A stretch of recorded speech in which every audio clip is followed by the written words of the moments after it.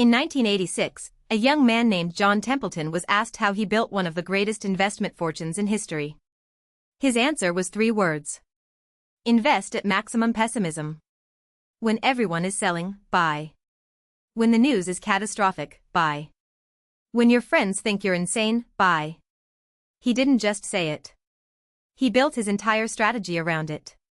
In 1939, while World War II was beginning, Templeton borrowed money and bought shares in every company on the New York Stock Exchange trading under $1, including companies that were bankrupt. Within 4 years, every single one had recovered. He multiplied his investment by 4 times. Most people watch the news and react with fear. Templeton watched the news and acted with precision. This is the first principle of the secret playbook. The wealthy don't follow the crowd. They study the crowd and do the opposite.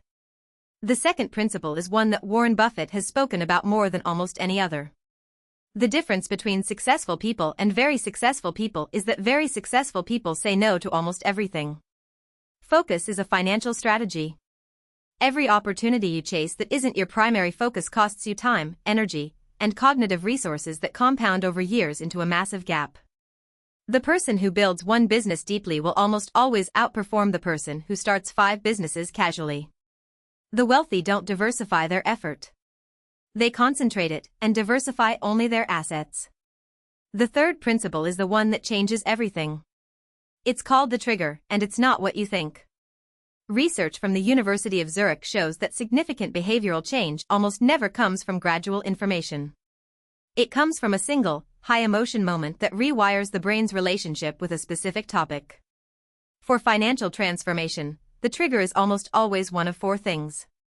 A number. You see your net worth written down for the first time and it shocks you. A person. You meet someone your age who has built something significant, and you realize the gap between you is not talent. It's decisions. A loss.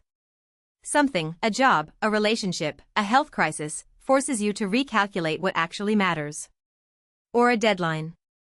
You realize that time is running out. That the version of your life you imagined is not happening by accident. The most financially successful people in the world can almost always point to one of these 4 moments as the pivot point. The difference between them and everyone else is what they did next. They didn't just feel the emotion. They built a system immediately, while the emotion was still alive, so that when the feeling faded, the structure remained. This is how transformation becomes permanent. But here's the uncomfortable truth. None of this matters if you don't act. And acting, really acting, not just planning to act, requires confronting the single most dangerous enemy of wealth building. It isn't inflation. It isn't taxes. It isn't bad luck. It's the gap between knowing and doing. In part 4, the final chapter, we close that gap forever.